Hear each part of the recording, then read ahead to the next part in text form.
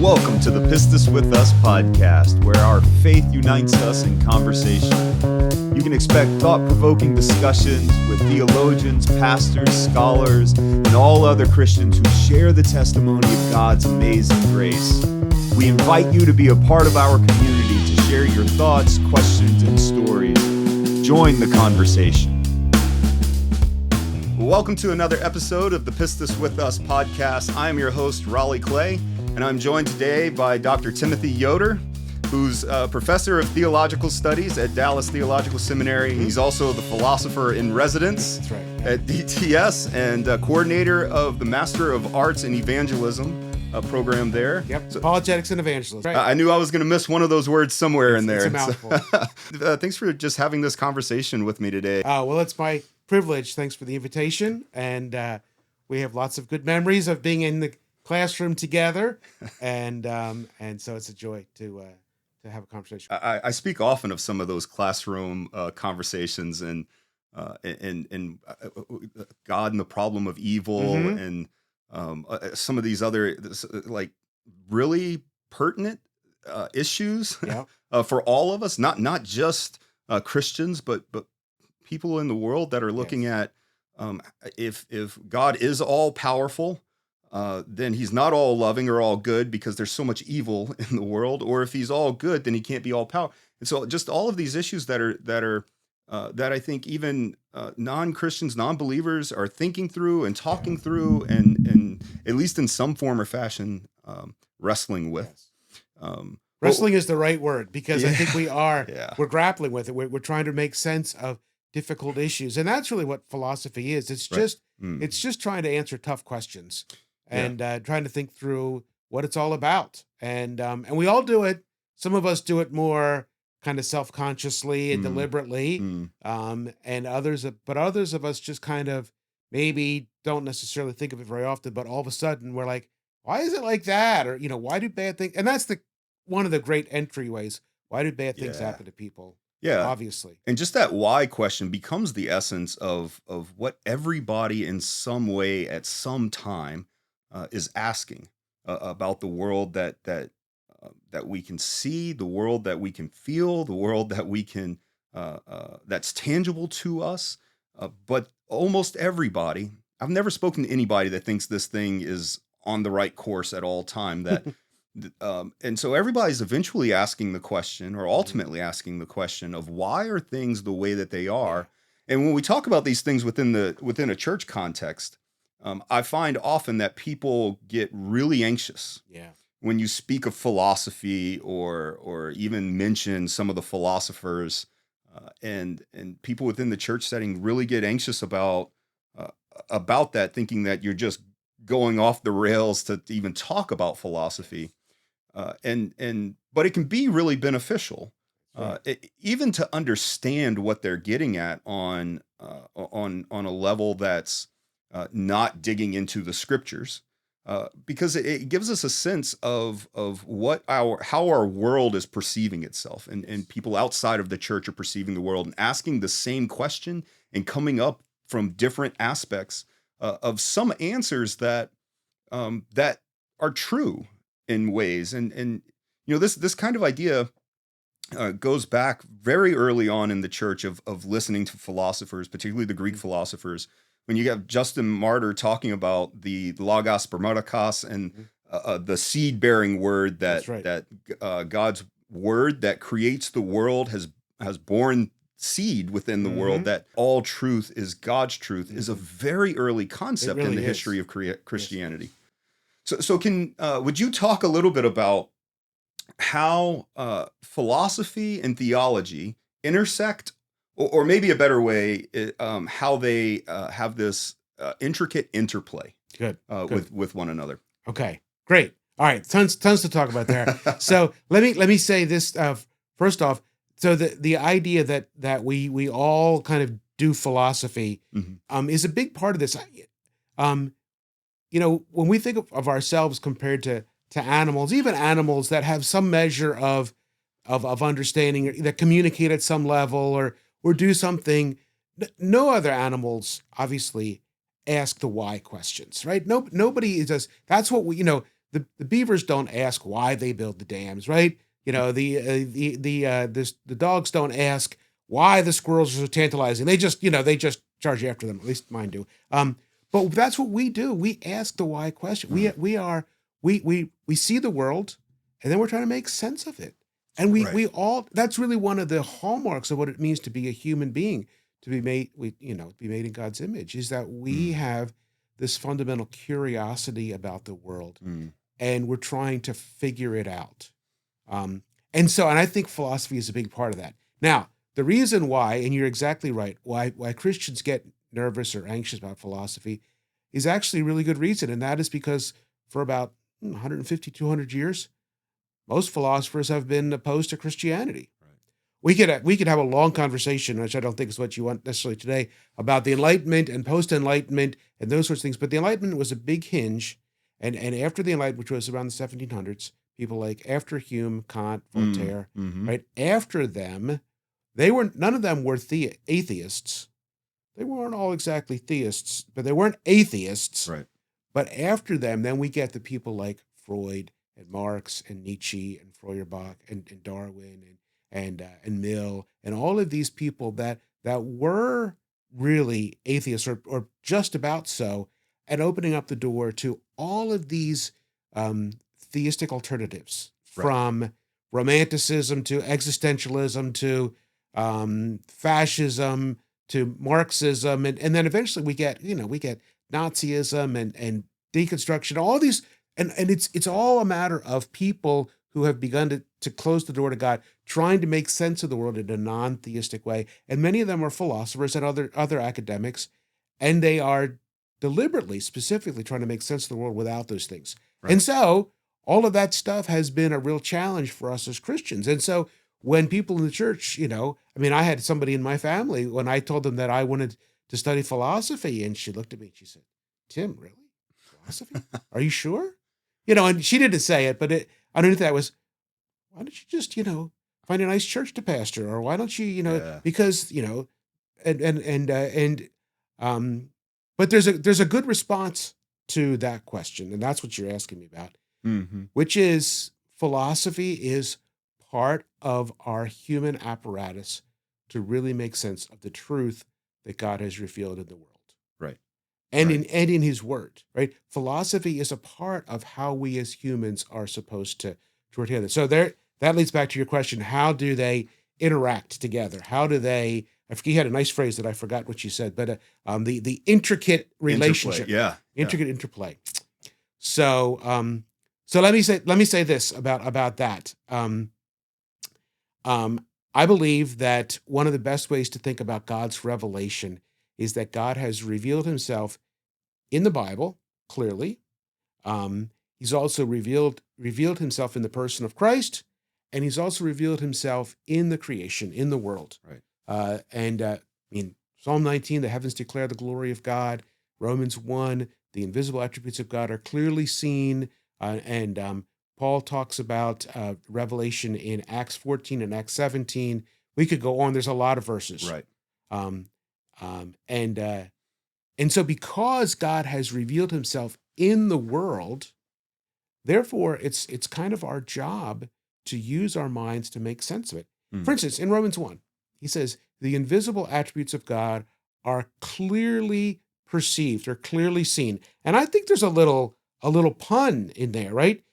How is it that you clearly perceive the things that are invisible, right? Yeah. I can clearly perceive Raleigh and your books and and everything else, but I don't clearly perceive the invisible things. Now they're there like sound waves, right? Sure. Right. We're talking, it's being recorded, right? And it's and so those, but for me to know those things are there, I have to use just a little bit of logic to understand that. And that's a kind of philosophical perspective. We need to use just a little bit of logic, maybe a little bit of deductive or inductive thinking to look at the world around us and say, look at how intricate that leaf or that snowflake is. Look at how these things causally work together. Look at how beautiful it is. There's got to be an explanation. And when I think it all together, it seems like the best explanation is a an all-powerful, all-loving God that created everything. Right. And that's a sampling of what philosophy does. We could talk about even the pre-Christ event, and how, like, Plato had this idea of a tripartite type Yes. essence of the world, the one and good, and then we could talk about his idea of the soul as well. Yeah. But it's not just Plato. You have the Neoplatonists have the same kind of idea of the one and intellect and soul. And what fascinates me about that is the idea of a triadic concept of the world, and they're not looking at God. Like, No. Again, most of them would have been deists in a sense of like, they believed in the gods. So not atheists in the sense that we would talk about atheists. No. But they're coming up with this concept, whatever their concept of God is, or the essence of the world, or the what brings the world into existence, or whatever. They come up with this a triadic concept. Several of them. Yeah, I mean, you mentioned Justin and the Logos Spermaticus, right? These seeds, right? Justin is a fascinating individual because we don't know a ton about him, unfortunately, but we know that he was a philosopher. They had a special uniform that they had to wear. I wish I knew what it was. I would wear it, on a regular basis. Yeah, you should wear it. But he was a philosopher, and he part of his salvation story is that he came to believe that Jesus was the true philosopher. Right.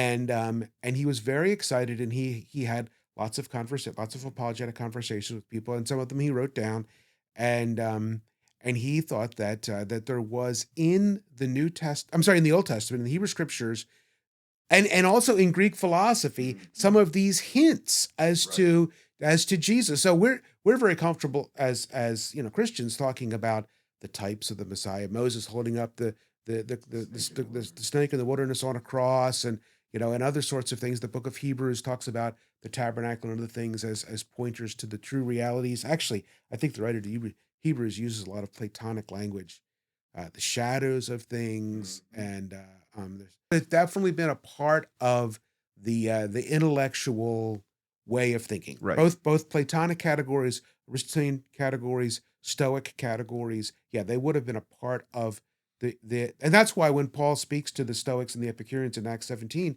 he knows what they think. Right. Sometimes what he says agrees with one, sometimes what he says agrees with the other, sometimes what he says doesn't agree with either of them, right? The resurrection. But but he makes a very compelling case, and we know that some believed. Right. Some thought he was a fool because of the resurrection stuff. That's right. They didn't want to hear the resurrection. They didn't want to hear about judgment. So there is something there, right? I think that there is something in the Platonic tradition that's wrestling with the good, the true, and the beautiful. Right. The kinds of what we sometimes today call the transcendentals. Certainly wrestling with what is eternal, the eternal soul. What Aristotle wrestles with what he calls the unmoved mover. Purely on the basis of basic metaphysics, he believes that there is a godlike being who is eternal and is unmovable, and without any potential, isn't becoming anything. Yeah. Now, Aristotle's unmoved mover is not a personal being, not a answering of prayer sort of a thing, but purely on the basis of his metaphysics, comes with, I think he makes 2 or 3 or 4 really good steps in the right direction. Right. And we see some, even as you alluded to earlier, I think we can see what I like to call, when I teach Trinitarianism, some suggestive triads, some really intriguing threes that exist in the world. And when you begin to think about them in the context of God, you're not quite at Father, Son, and Holy Spirit. You're not right, to Nicaea, but you are moving in a direction that is suggestive of truth down the road, such that we can see it coming. For instance, let me give you an example.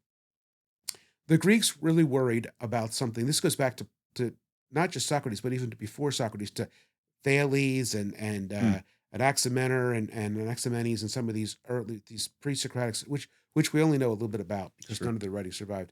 But they wrestled with something called the one and the many. And they wondered if the true nature of reality, the kind of metaphysical starting point, was one thing, like water or fire or something like that, or whether it was actually many, and out of the multitude of things, somehow some kind of essence emerges, maybe just as an epistemological thing or whatever. Well, the one and the many, and they went back and forth. And we could, again, Thales and then Parmenides, and then you got Pythagoras, and then, Socrates, and there's a whole discussion, and it gets, it can get complicated, as a lot of philosophies do. But then when Christianity comes along and Jesus and the New Testament, we could say that, in a sense, the understanding of God that we believe as Christians is a way of solving the problem of the one and the many. Our God is one, but three. He is fundamentally one. He's also fundamentally three. And so it's not choosing the one and the many, but rather the God that is both one and many. Yeah. And I think that the philosophical conversation that the Greeks had prepares the way for that sort of thing. And we know that, for instance, the Cappadocians had a background in some of this philosophical reflections, and that's part of the way that they were able to use that to help to articulate. As I'm thinking through some of what you've said and some of the implications of that, and going back to Justin Martyr, particularly his being a philosopher. I mean, maybe he went too far with the idea. There's some sense that he believed that philosophy could save you, could bring you to salvation. So I mean, I think we would agree that he went too far there. Yes, that's a bridge too far. Yeah, but the deep thinking of this tripartite or triad kind of being or essence of the world is actually, like, I don't want to go too far and say, but it does start to give language for how the early church is understanding Trinity as God. And even if you just think about how it's spoken about in the Old Testament, you have Yahweh, and then you have this figure of wisdom, which becomes the word of Yahweh, and the spirit of Yahweh is always there. Right at the beginning, page 1, sentence 2, maybe, you have the spirit of Yahweh hovering over the deep. Absolutely. And so you have these kind of concepts that have been spoken about in different ways. And so you could say, in some sense, that the philosophers, you said they're taking steps in the right direction. Right. And if we go back to Romans 1 and the invisible attributes of God, they're coming to those ideas not from a biblical perspective. Right. They're coming to those ideas by analysis of the world. And like you said, with Aristotle, metaphysics and just how the world operates and what's going on in the world and how they're perceiving the world. And in some sense, then maybe Paul's argument goes to they're going to be held accountable to that revelation, that the seed of God, because he spoke out into the world and created it, then bears witness to who he is. And I think that's where Justin Martyr's trying to go, is they're going to hold on, they're going to be accountable to the revelation that they received. Right, exactly. And I think that's his bridge to, so philosophy can save you if you respond to it properly or something like that. But so we're talking about how it's going a step in the right direction. At least for some of the philosophers, earlier philosophers. Right. What are the perceived dangers, or maybe even the actual dangers, and some of the influences that infiltrated the church early on, that isn't appropriate in some ways? Okay, very good. So let me say that. Let me come at this in maybe a little different direction. Sure. So I think that if we believe that God has revealed himself in the three ways that I mentioned, the Word and through Jesus and then through creation, then and if we believe that God's revelation is always true. Mm-hmm. That's kind of, I think, kind of an easy one, right? And authoritative. Then these all must work together. And we sometimes, and there are some people in our world, in evangelical world, that want to kind of pit these different kinds of revelation. Yeah, there's a hierarchy between them, right? Yeah. And I just don't.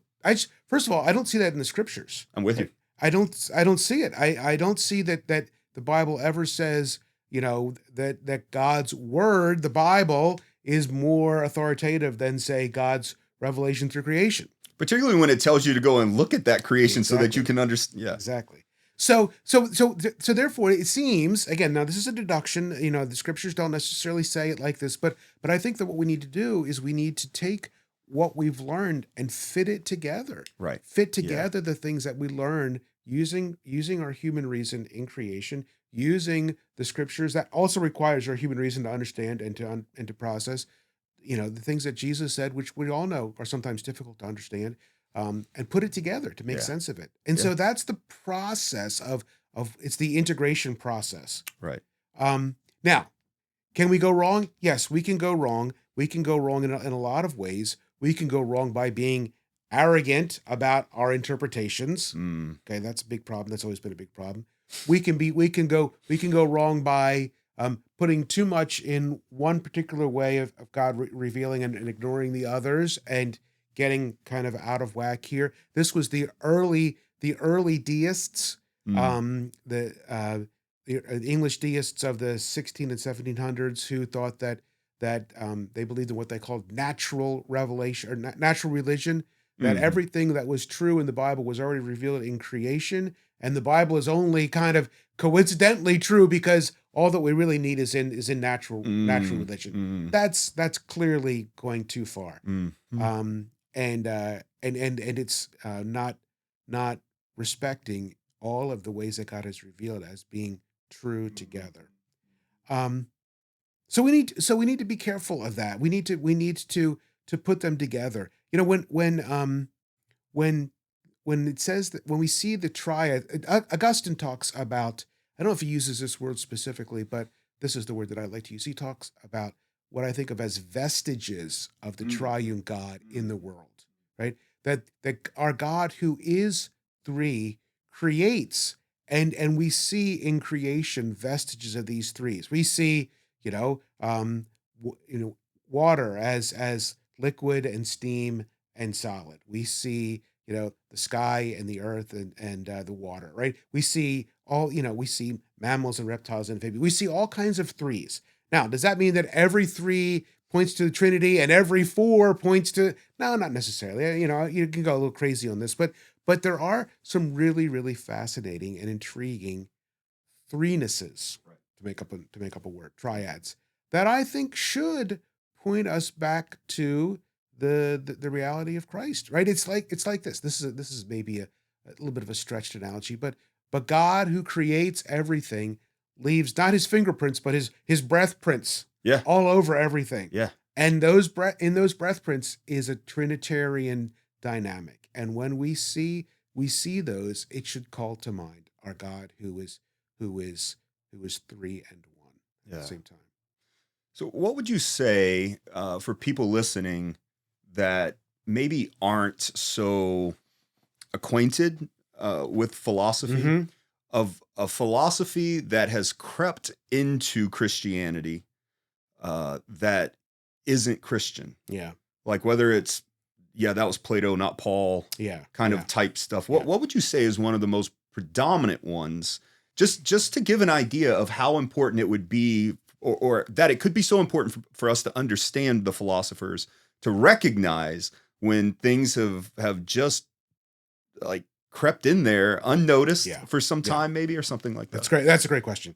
So, I mean, I think the biggest one, this is more from the modern era, but it would be like a kind of secularism or naturalism. And they're not identical, but they're close enough that we can think about them together.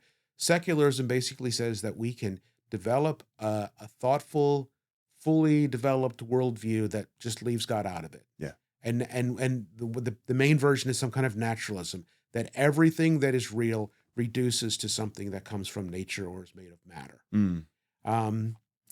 we see this in the ancient world because aside from his unmoved mover, Aristotle was probably had more of a naturalist perspective than anything else.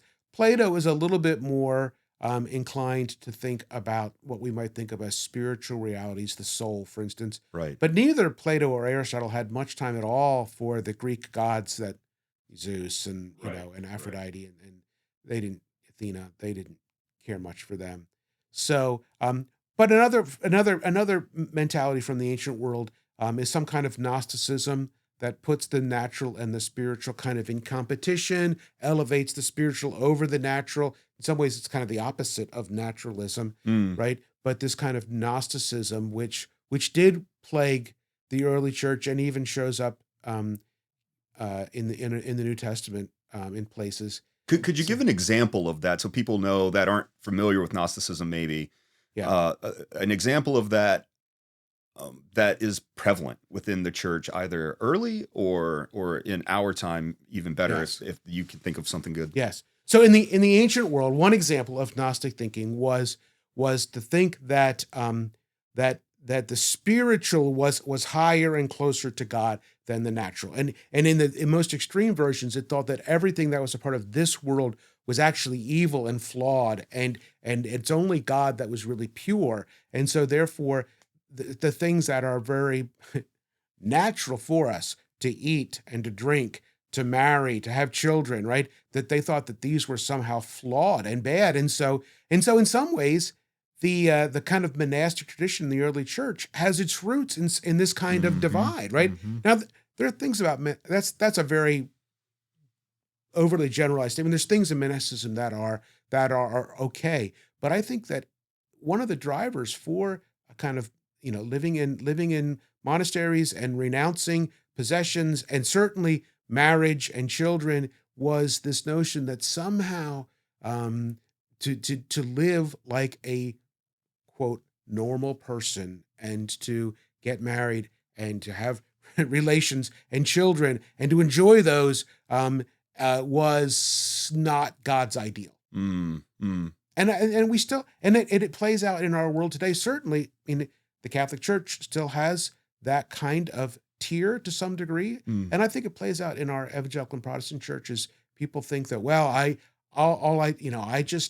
a plumber, or I'm an accountant, or I'm a garbage collector, or whatever I am, construction worker, and that's okay, but I'm not like a pastor or a missionary or a seminary professor, and that's all nonsense, right? Paul tells us very specifically on many occasions, his famous body example, that we're all parts of the body: the hands, the eyes, the nose, the feet, the everything. It's all necessary. It's all important. Everything's got to work well. The presentable parts, the parts that we cover up, but they're all necessary. They're all important for the health and the function of the human body. And that's the same way it is in the church. And there's not this tiered kind of mentality. Right. This idea of a dichotomy between the sacred and the secular that's crept into Christianity it can really hurt us in a lot of ways in the way that we think through the importance of maybe what some would consider nominal jobs, or like, that's what I do, but what I really want to do is in the church, and or however we conceptualize that. And I can't help but think as you're talking about some of those things, and Plato's idea of the prison of the body, that the soul needs to escape this prison, and that's when it will really be in reality the realm of the forms and getting to real truth. These are just but shadows cast upon, the whole cave idea. And like that one I find still so prevalent in the church. The way that we even view the world, the physical, of, well, this thing's going to pass away. We really belong in heaven. And so that's our ultimate hope. And I'm going, well, Paul doesn't say that. No. The closest thing that Paul could get to saying that is to be absent from the body is to be in the presence of the Lord. But right after that, and within other letters, he's going to talk about the resurrection of the body being the essential crux. And then John, in heaven and earth coming together. Yeah, that's what I was going to say. Yeah, absolutely. It's our destiny, according to the book of Revelation, is not heaven, floating on a cloud with a harp and the Right. angels, that kind of Right. Right. nonsense, frankly.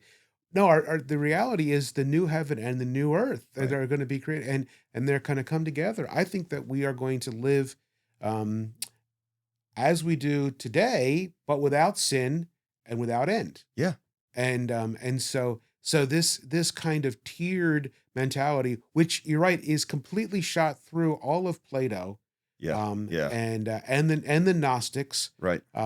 is an idea that's leading us astray. To get to this higher knowledge that's Yes. somehow greater than the knowledge that Paul would say is God's invisible. Like, how do you get higher than the invisible attributes of God? Like, there's no higher knowledge. And No. he says, look at creation. Yes, It's plainly visible. Whatever that's going to mean, and however we're going to understand that, interpret that. But but to help to make us, to move in the right direction here, right? It is really important for us to understand that there were a lot of prominent and really important philosophers who were also Christians. right. So we've right. mentioned most of the ones we've mentioned so far, like Plato and Aristotle, who were great philosophers and well worth reading. Yeah. They didn't get Christian stuff right, all the time. Obviously, they lived before Jesus. Mhm. But there were plenty of really important philosophers who were Christian and who tried to use their philosophical kinds of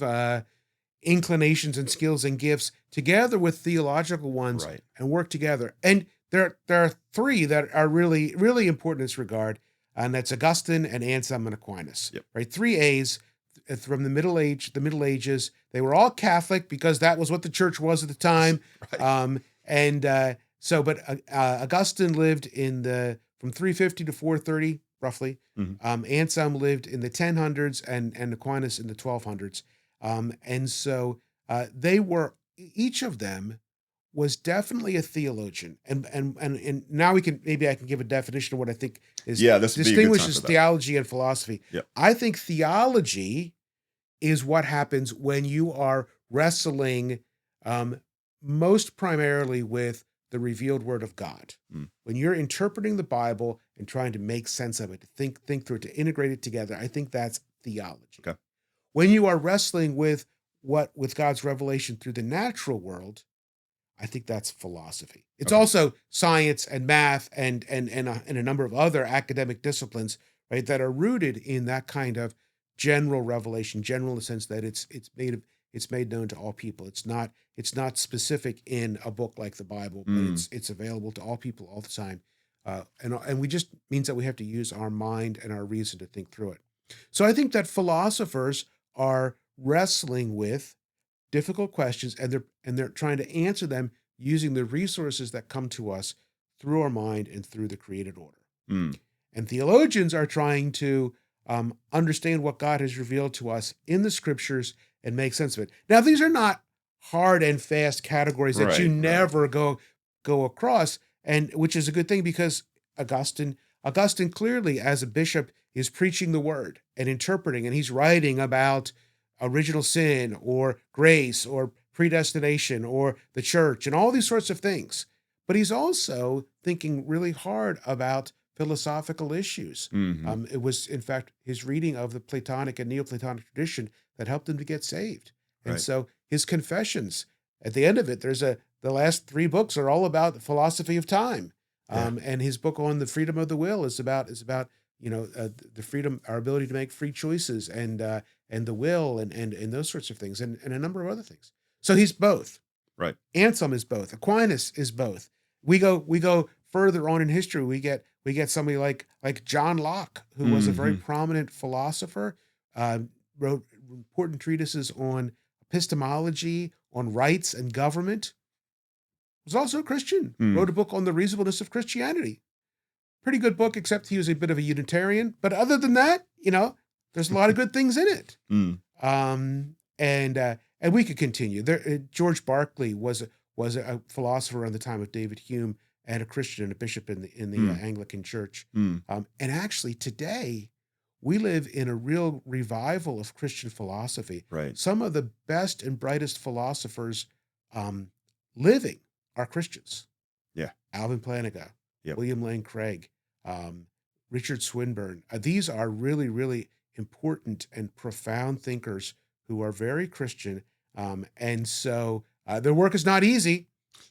I won't. It takes heavy lifting. It's in the analytic tradition, and it's difficult, but well worth the effort. Right. And something that we should prize and be proud of in the right sense of that word as Christians. Yeah. That we have brothers and sisters who are doing first-rate philosophy, and it's very Christian. It agrees with it. It's consistent with the classic creeds and dogmas of the church. Yeah, I've found just in a few years now of being a pastor that I encounter more people, especially younger people in college and so forth, that have been taught philosophy, and by whatever means they've been taught philosophy, and I've actually been able to connect with them, having some philosophical training, having some philosophical understanding, and actually walk them to God and understanding of how that works together. That what we're trying to say, if I'm not wrong here, is it's not an either or issue. Right. It's not. That theology for a long time and theologians for a long time, however we're going to categorize that, have recognized that the philosophers aren't all wrong. Right. And they're not all wrong about everything. Right. And so they grab on to what is truth. And so we start off talking about all truth is God's truth. And in some ways, we've been informed by scientists and philosophers and people who are not doing theology in the way that we would think of technical theology. Like, I guess you can make the argument, as some people do in some of these books, everybody's a theologian. Right. But the idea of how some of these things are working, and even who we understand God to have revealed himself to be in creation, we understand from scientists who are exposing truth. And I think that scares people, because then we're saying, well, God's not fully revealed in the Bible. That's right. It's like, well, no, that's not what, but the Bible is not a scientific textbook. No. And it's not a theological treatise necessarily either. Like, it is telling us a story about the character and nature of God and what he's doing in the world and how we're in the predicament that we're in, and all of those types of things. But some of the ordering concepts that we can see out in creation, like, oh my goodness, look at the intricacy of the creation. You don't think that there's an orderly God. So now even some, even some philosophers now, or scientists, or evolutionists, like all of these people, they're coming to some kind of conclusion, a lot of them, of there's intelligent design, or like they're going to skirt around trying to say God. But there's no way it just happened. And all of these things that had to happen at the exact same time to get what we have in organisms and all this kind of stuff. But even not thinking of God being the creator, the God who is being the creator, people are coming with the creation, to concepts that there's got to be something.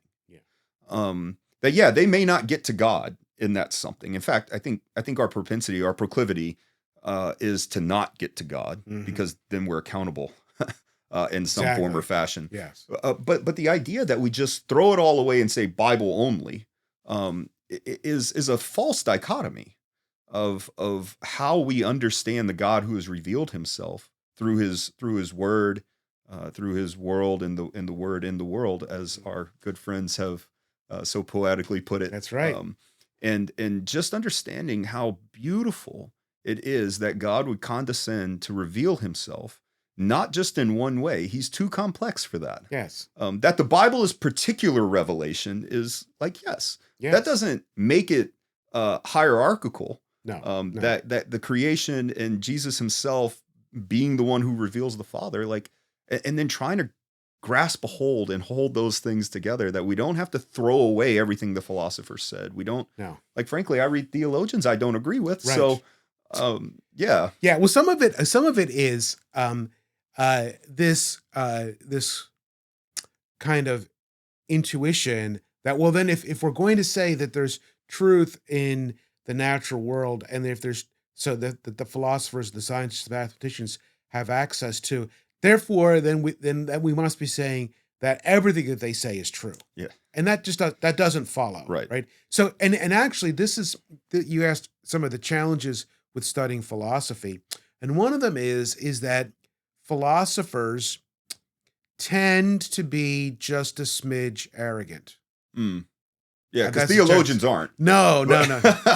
No, anybody, right, who develops an expertise in an area, right? I mean, mathematicians and great musicians and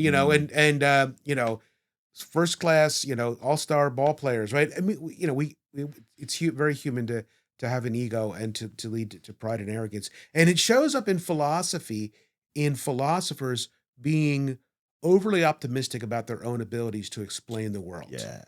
And so what the philosophers need is a good dose of Genesis 3, right? Oh, yeah. They need to understand that we're fallen. And again, this is a great way in which the philosophy and theology comes together. Right. Actually, here's an interesting observation on my part. I think a lot of times Christian philosophers, right, especially all of us who are strongly influenced by the Reformation, tend to downplay our human reason and think of ourselves first and foremost as sinners and messing things up and getting it wrong. And the philosophers tend to think a little too much about our human abilities and tend to be too optimistic about where we are, and what we need is the two of them together. Yeah. Do we, from time to time, get it right? Absolutely. By God's grace. Think about somebody like Einstein, right? Who not a Christian, but has come up with really important theories of relativity. Those that put together quantum mechanics, right. And great math, Pythagoras back in the ancient world, right? So when you mentioned him earlier, the Pythagorean theorem still holds: a squared plus b squared equals c squared, right? And they're not Christians; they didn't read it in the Bible. They figured it out, and it works, right? We have our smartphones and our digital technology. The sending satellites and people to the moon and into orbit. Right? Lots of really great. We get things right. Yeah. And do we also get things wrong? Right. Absolutely. Yep. And that's exactly what we read in the Bible, Genesis 1 and Genesis 3. Humans are made in God's image, and they are fallen. And so our best understanding of what we are is that we are those two things together. Do we get things right? We do. We do. By God's grace and through his revelation in the Word, in the world, through Jesus, we get things right. We discover truth. And we also get it wrong. So you alluded to Kreider and Spiegel and their Practical Primer book. Yeah. Right? One of the things that they say in that book that's really helpful is that there is a first and a second tier. All of God's revelation is first tier, right? The revelation that's in the scriptures, the revelation that's in the world, the revelation that is the words of Christ, that's first tier. But what do we have to do? We have to understand it and make sense of it. And so, do we as Bible interpreters and as theologians get things wrong? We do. Do we as philosophers or scientists or mathematicians have wrong understandings about the way the world works? We do. Did the people in Jesus' time misunderstand his teachings?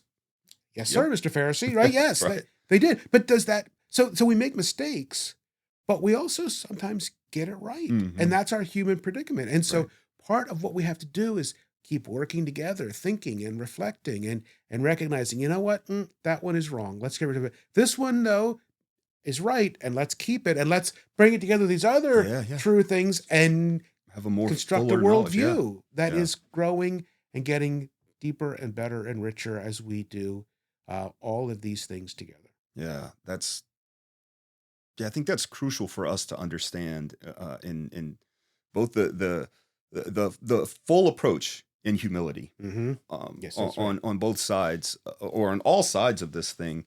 Something that you said sparks this in having a robust and healthy anthropology of who we are as humans. See, in my tradition, growing up, even until like pretty recently, honestly, this might be bad, 42 years old, and until really recently, my first concept of humanity is fallen and broken.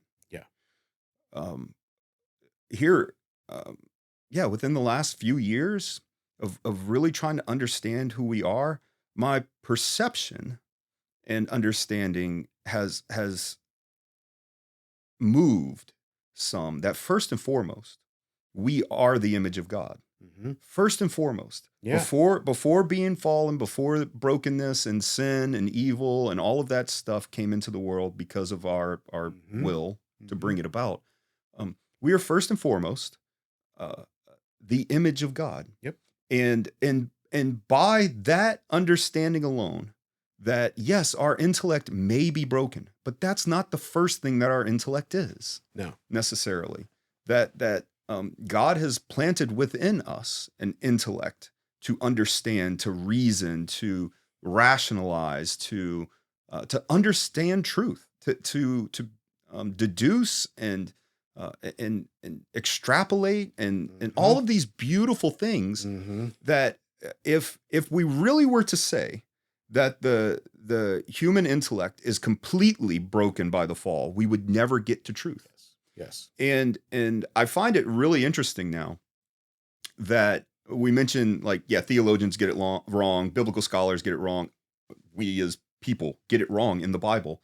And we have whatever your conception of the Holy Spirit guiding us into truth is, we still have to recognize that we get things wrong. And I think this is, again, coming back to approaching all of it with distinct humility and purposefully intentional humility, that we may be wrong, and being not okay with being wrong, but in a sense, understanding that we will be. I was accepting speaking, that's going to happen. Yeah. We wish that it wouldn't, right? Whether we're talking about being wrong morally or sinfully, or being wrong, cognitively, epistemically, right? Yes. But we're trying to push, again, that goes back to what I was saying earlier, that we as humans have this ability to analyze ourselves, to analyze the world, and to say, you know what?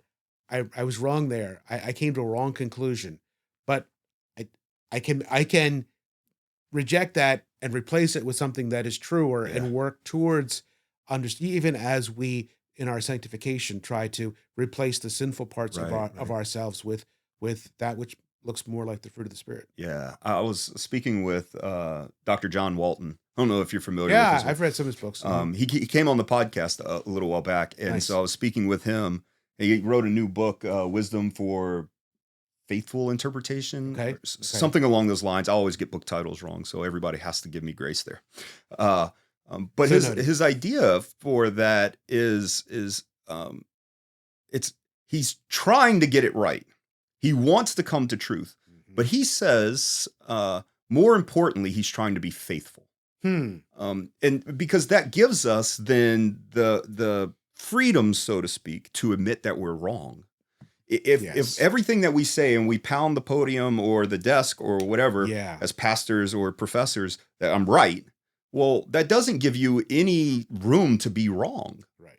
And I think so many people, myself included in this, operate under I'm going to be right, and I want to get it right. And when he told me that, and it's written in his, not quite in those same words, but trying to be faithful. I was being faithful then when I was wrong, and I'm being faithful now if I've got it right. Yes. And trying to get into that tension and stay there relieves, I think, a lot of the anxiety of admitting that you're wrong from time to time. Faithful also means that we are bringing ourselves down just a little bit. Right? When I say I'm right, it sounds like I invented it, I thought of it, I said it, I'm right. That sounds like a God thing to say, right? Yeah. But when I say I'm faithful, right, that sounds like coming down a notch and saying I'm faithful to the God who created me. Yeah. And that's much more appropriate to I think our so. station. I think so. So we'll probably need to wrap up. Okay. What would be, if you were going to encourage someone that's just really struggling, and I say struggling, that is approaching the idea of theology and philosophy as two completely different disciplines, or even biblical theology, What would be some encouragement there, or something that is just overtly beneficial for, besides some of the stuff, or maybe just repackaging some of the stuff that we've said briefly? Yeah, it's a great question. My first answer to most questions is to read something, right? And so I think that, reading some of the great Christian philosophers wouldn't be an awful thing to do. Augustine, Right. Pascal, Mm. people like that, or contemporary. We live in a golden age of apologetics, and many of the great apologists are doing this sort of thing. They're using philosophy, science. We raised the issue of fine tuning a little bit, right? Using that to help to undergird the Bible and the theological method. Lee Strobel, in his case for books, does this really well, and they're pretty accessible. They're Strobel stuff is a fun read. Tim Keller, in his Reason for God, is another that obviously a great pastor and a strong preacher, but well thought, well read, and well thought in the philosophical tradition of the contemporary world, and his work in the Reason for God and a number of other books is really significant. He's been influential in my life and growth. Yeah. And so what a great example. So those would be some of the things that I would recommend. We could probably add more and more and more, but that's a good place to start. Yeah, good. And you told me earlier that you have a book proposal that was accepted. Yeah, a project that you've been working on. Would you like to tease that a little bit? Sure, okay. I can tease it. It's a book called 40 Questions on Apologetics, and it's I don't know when it's going to be out, but it will be at least 2025, if not later. But it's an effort to think through some of the important philosophical questions about God, about the Bible, about Jesus, about science, about the problem of evil, about other religions, and try to give some thoughtful, helpful answers. And so I'm excited for the opportunity to put that together. Yeah, I'm excited about getting it. I'm gonna have to talk to somebody to see if I can get a copy early or something, and there you go, and start reading through. I know a guy. Dr. Yoder, I really appreciate you coming on the podcast and having this conversation. I hope that it helps maybe alleviate some of the tension of just thinking that philosophy should be thrown away and that it's not useful for us at all as Christians. And bring into some of the idea that they didn't get everything wrong. They don't get everything wrong. And some of it can be really beneficial in us thinking through the God who is and who he's revealed himself to be, even if we're going to come to some different conclusions down the road. And so, yeah, I appreciate the conversation. Thanks for that. Thanks for the chance. Thank you. Thank you for joining the Pistis with Us podcast. To keep the conversation going beyond the camera, be sure to follow us on Facebook, Instagram, TikTok, and subscribe to our YouTube page, as well as wherever you listen to your podcasts.